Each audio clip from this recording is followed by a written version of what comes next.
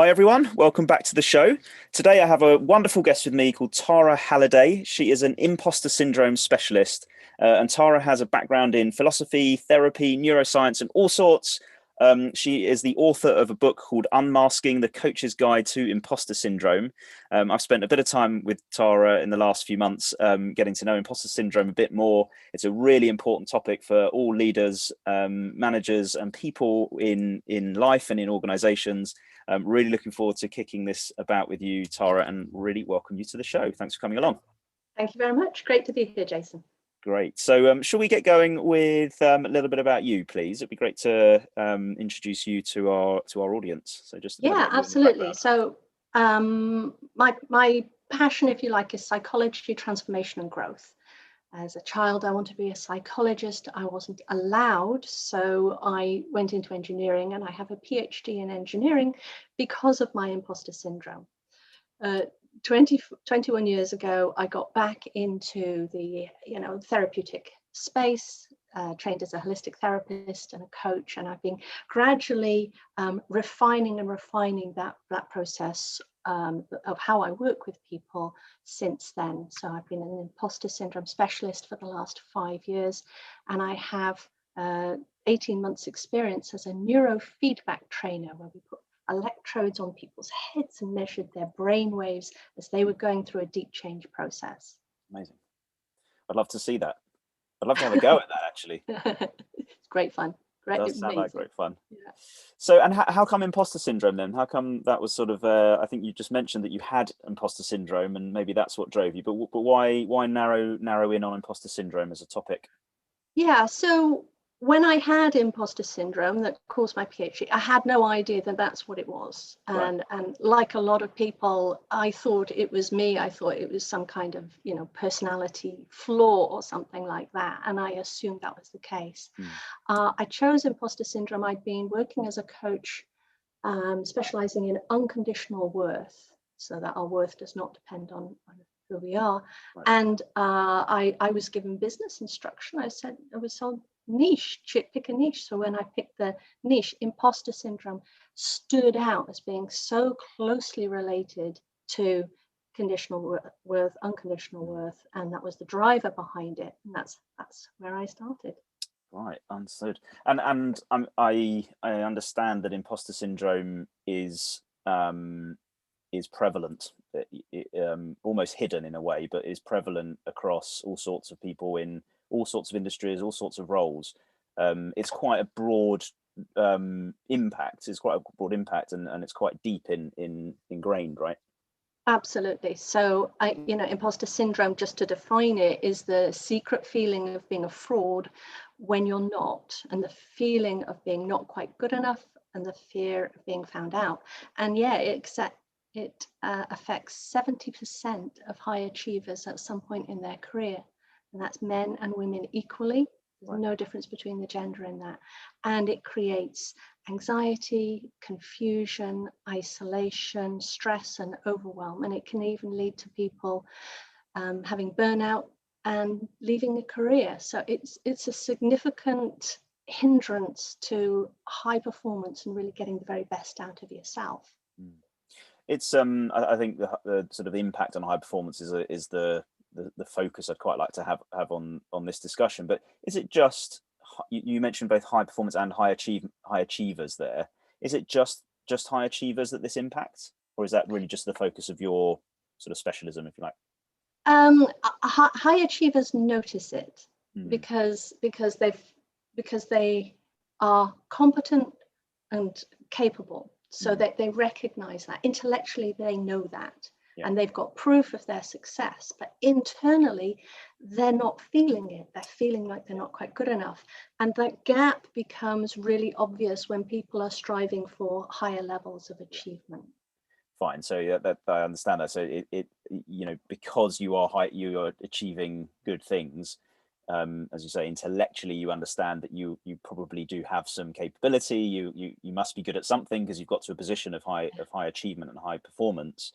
But it's that feeling that I think fraud is the word you used. It's that feeling that actually you're not as good as the status you've sort of got yourself into. I imagine that is prevalent in people that aren't, that are early career as well, that are good, an expert at something, but haven't yet sort of reached the levels of high achievement, high performance? It comes and goes. So it comes and goes with situations of high challenge and low support. That's one particular trigger. And if you step into a new role, that can often be one of the triggers. But if you imagine the belief that drives imposter syndrome is sitting there in the background pretty much the whole time, just getting triggered from time to time. Right. What's the science behind it? Is this deep-rooted physiology, brain science here, or is there environmental things at play? Like where does this come from? What's behind it? So the root cause of imposter syndrome is a belief, which is the brain's beliefs are the brain's way of being very efficient. Brain uses 20% of all your calorific energy, and so the model of your world includes, or the brain's model of your world includes beliefs, so that you can operate from them without having to use precious brain power thinking about things. So that's why we have beliefs in the first place. And then the belief that drives imposter syndrome is the belief that my worth depends on what I do. Right. And so if I do something good, I am good. So it's merging what I do and who I am, and that becomes very, very stressful when you feel that you're not quite good enough. And is that, you mentioned before that it can come and go? Is it that the symptoms of it come and go, but actually that belief mismatch, the belief and the reality mismatch is always there, and the symptoms of it just pop out? Or is it actually something that, it's a bit like a dial where you sometimes have it, sometimes you don't? Yeah, so the symptoms come and go. So the symptoms can be the physiological stress symptoms of fight, flight, and freeze state. And that's that panic that some people sometimes feel, or overwhelm, or freeze. And then the other symptoms are the imposter syndrome behaviors, and these behaviors are things like, once we're trying to not be found out, so there's certain kinds of procrastinating, there's deflecting praise, oh, it was just luck or good timing, avoiding particular roles. So that's what I did when I got my PhD. I was avoiding a management position, so I went and did a PhD instead. Hiding is not speaking out enough or speaking your truth, keeping it a secret. And then there are other imposter syndrome behaviors where you try and make yourself be better. You compare yourself, your outside, other people's outsides to your inside feelings, and or you become perfectionist. You worry that you don't have enough qualifications or experience, even though you've got loads, or you just plain old try and push through it and grit your teeth and hope it'll go away. Yeah. Yeah. I mean, that last one, interestingly, sounds more like a way of dealing with it rather than a symptom, because just pushing through it sometimes is positive, and sometimes that time after time after time that can become actually quite negative impact on you. Yes, and it becomes a habit. Yeah. When are those things, I suppose, that list of symptoms, if you like, that I think you were just going through, like procrastination and comparing yourself to others, almost individually, they're all things that I'm guessing, of course I don't know, but I'm guessing all people feel from time to time. So when does it go from being just procrastination and not and to become imposter syndrome? Is it like the net effect of all of them? Is it that you have to feel a lot of them all the time? Like when because it can be quite easy to say, well, I'm procrastinating, therefore I have imposter syndrome. But is it something else? Is it like a collection of those things that means that imposter syndrome is the thing that you have, if you even need to put it in a box? Yeah, you can have just one. You can just have a feeling of being a fraud, or you can have a whole bunch of them. The difference is, for example, people might procrastinate because they're trying to do something that's not aligned with their values. And so there's this internal resistance to it. Right. Or they're being asked to do something and they don't want to do it, so they'll procrastinate for that. So those are different reasons for procrastinating. The imposter syndrome version of procrastinating is because you feel that if you put your best work into it and took all the time, you'd either exhaust yourself by becoming a perfectionist and trying to get it all done, Right. or if somebody criticized your results, even though you'd put your absolute best into it, then it would confirm your belief that you're not good enough. Right. So you avoid it in some way, so that situation can't present itself. Exactly. Yeah. It's I have some personal experience with this, which I sort of refer back to in this topic. I've spent a lot of time presenting to people on stage, to this podcast, of number of episodes now, over a number of years. I present on webinars, at masterclasses, all sorts of situations where I put myself forward for to put my knowledge, my expertise, my experience, what I know, what I've learned on the table for other people to learn from. And I have 20 years experience in data and in analytics and in leadership, and therefore I sort of have something to say about the topic. So as you mentioned before, intellectually, I know that I have at least more experience than some people do. And I'm in positions of being able to, very fortunately, provide that. But yet there are some situations that I enter into, even with all of that background knowledge, it tends to be on stage in person. So I find this goes away a little bit, actually, behind a screen.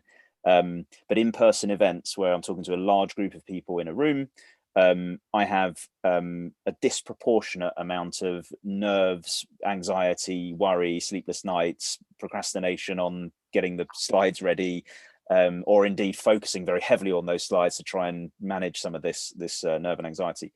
And it's a sort of like peak imposter syndrome, just leading up to that. And then, once I'm on stage, it sort of all goes away and it's kind of all fine. And I feel, in some of these industry events that all these other people in the stage also have a lot of experience. So how can I possibly be in front of these people, helping them understand what they should be doing?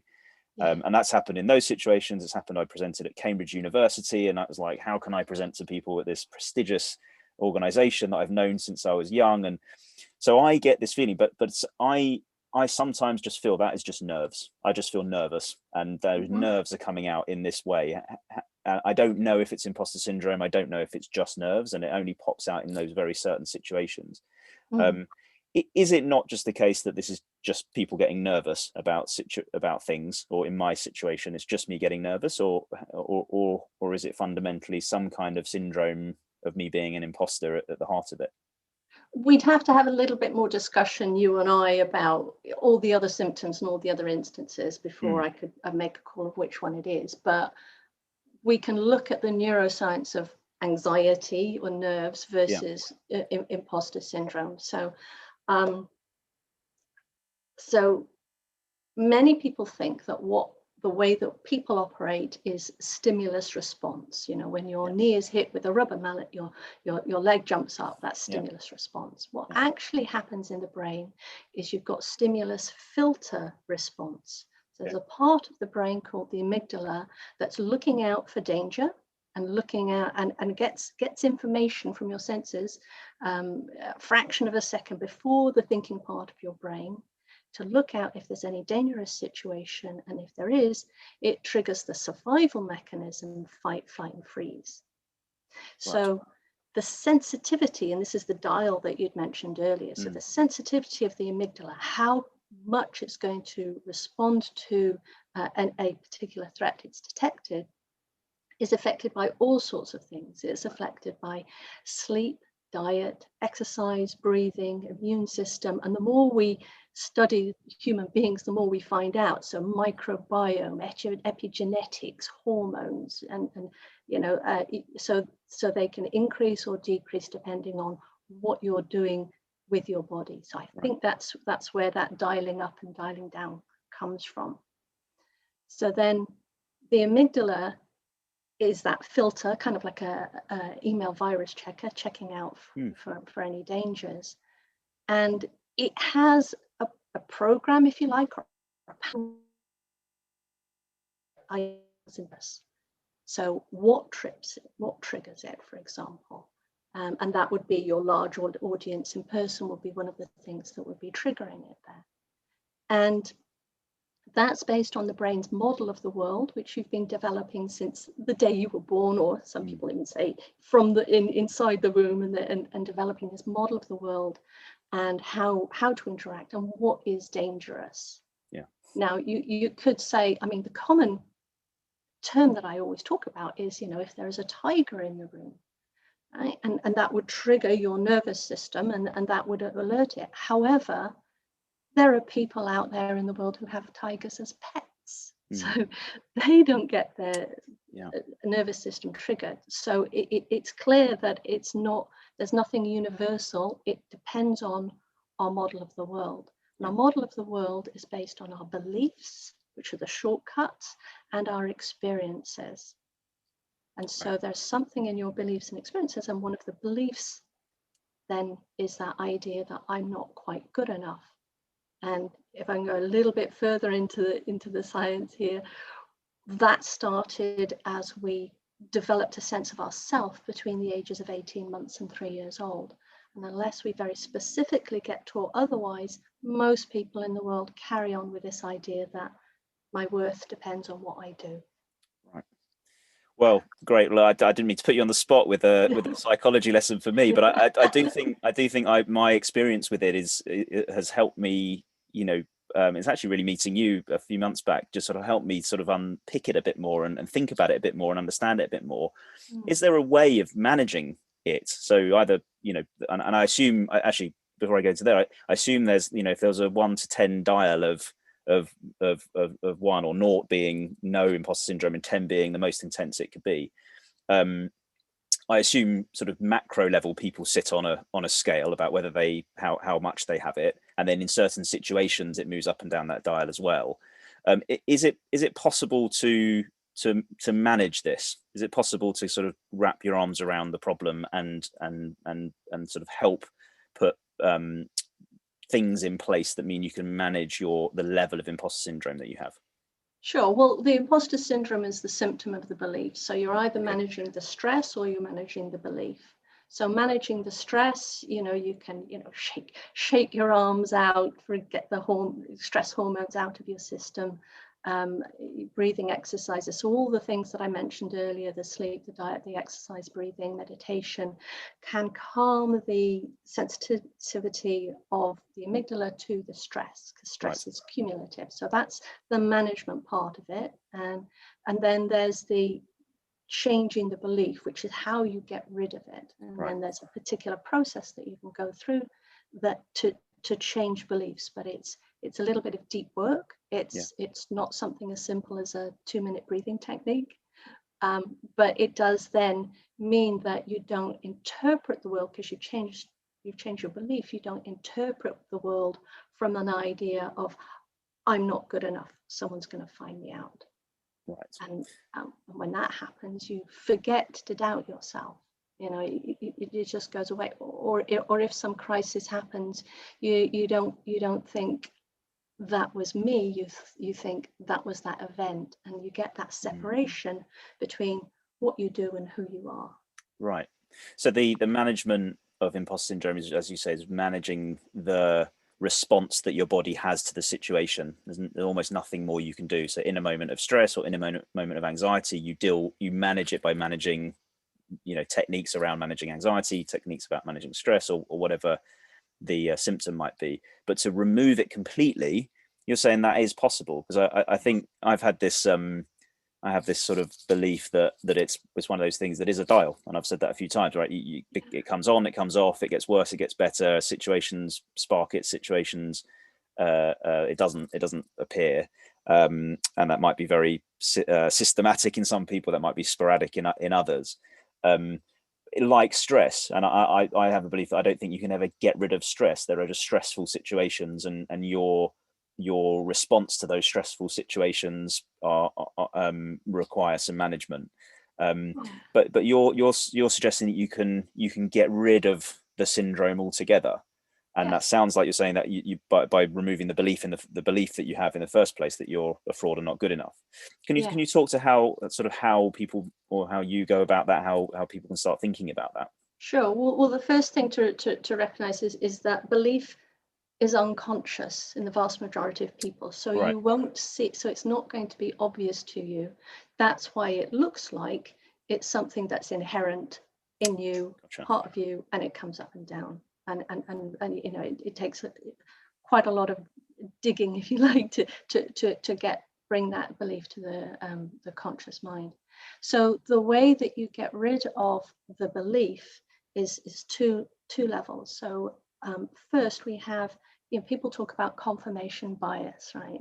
So basically we have an experience and it confirms a belief. So we have a belief and this experience confirms that belief and it starts to lock it into place. So that the model of the world, if you like, becomes more and more solid, and the more experiences you have, and they're often uncomfortable, painful, slightly traumatic, they kind of put layer and layer of these experiences that all seem to prove to you that this belief is true.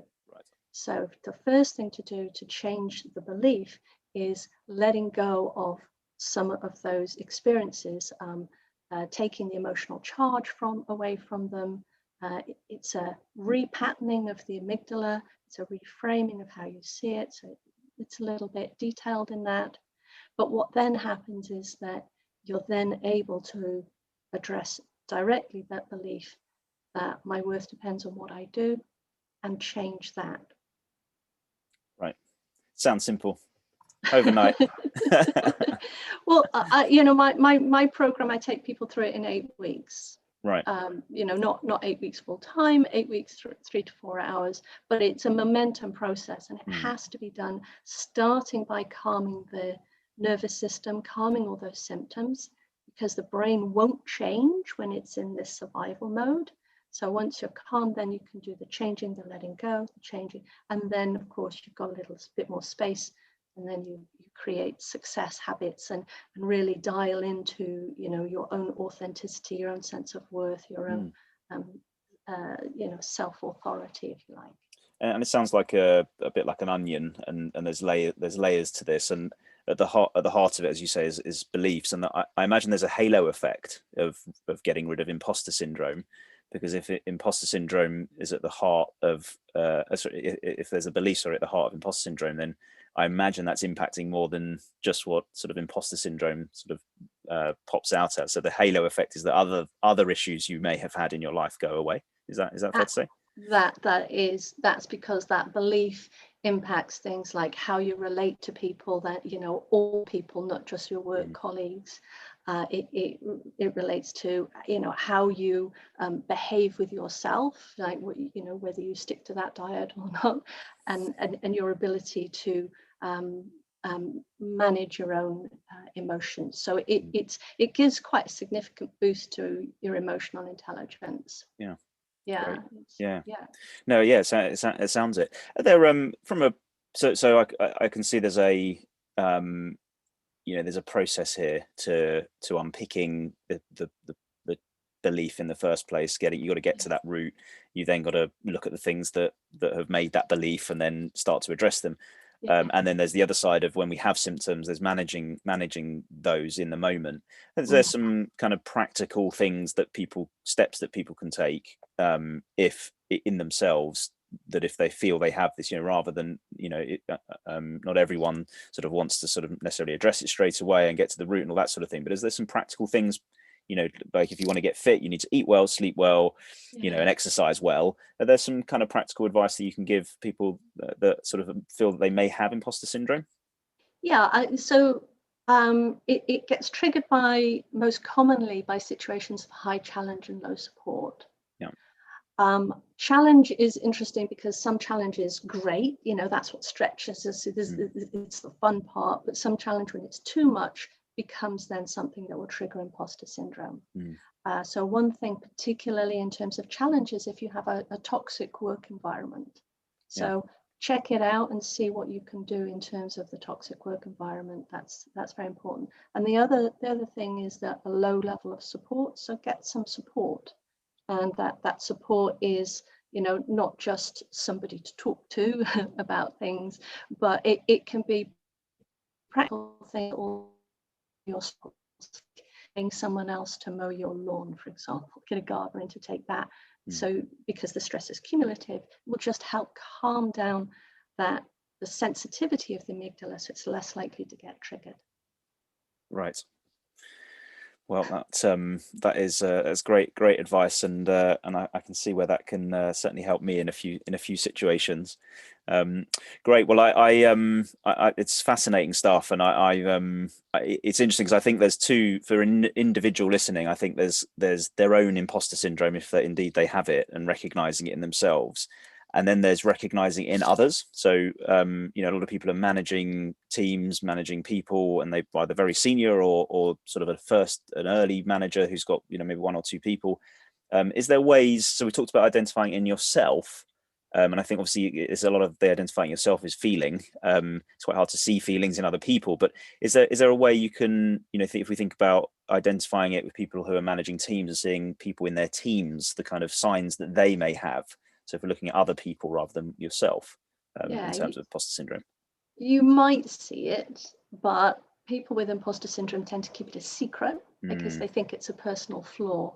So I'd say you would be amazed at the people who have imposter syndrome and nobody can tell. Like they appear competent, confident, you know, nothing can impact them, and actually, you know, like the swans swimming, they're graceful and smooth on the surface, and the feet are paddling underneath, and you simply cannot tell. However, what you can do is you can create an environment for your team that makes sure that it's as positive and supportive as possible. Not necessarily praise, but something, you know, so you can have a high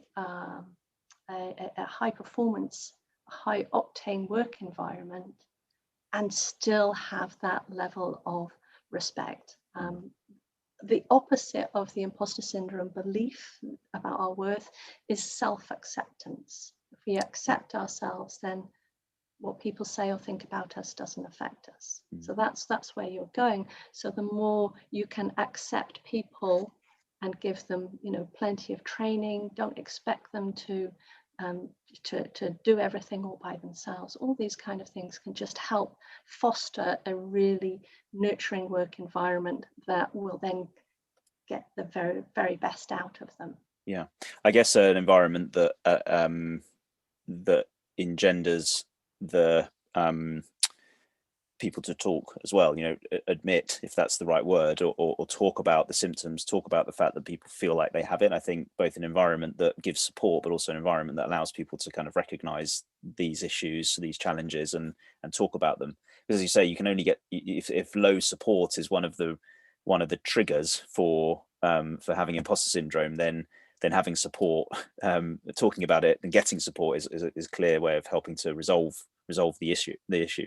Yeah, definitely. I would say the caution there is where that person talks about it. So the support is talking privately with one person, not in a public environment. If you have a work environment where you kind of require people to speak up and admit to it, that will freak out people with imposter syndrome. That's their worst nightmare, is being found out to be a fraud and someone will support it. Right. The way that you Very can tricky. Yeah, it really is. It's a thing. So one way that you can do it as a leader is to express your own vulnerabilities. Yeah. This is why, you know, the vulnerability in a positive sense is a very very positive and supportive trait in a leader. So, you know, being prepared to say, oh yeah, I was wrong, those three magic words, or if you see someone struggling and they mention something, say, yes, I've experienced that too. Yeah, I get that. With it. Yeah. Yeah, and you're giving and you're changing that idea of secrecy, because if everyone keeps it a secret, then they think it's just them. If you as a boss start being not massively open, but a little bit open with it, then people can see that, you know, it's not just them. Yeah. Just knowing that can help people with imposter syndrome and help them be calmer. Yeah, great. Brilliant to know. Well, fantastic, Tara. I could talk to you for hours about this and unpick it, and not just for my for you know a freebie counselling session for me either, but genuine interest in understanding this, because as you say, I know many people that have certainly the symptoms of it. Some people have suggested they have it. Some people are very interested in it. So I know it's around, and so I think this is a really useful episode and discussion for people. So really appreciate you coming on the show and talking to us. I'm sure we've just scratched the surface of this stuff, and there's some deep neuroscience conversations to get into about certainly the triggers and the science behind this stuff. So thank you very much for coming on the show, Tara. Absolute pleasure. Thanks for inviting me, Jason. And just where can people find you? Would be the other thing I wanted to say to you.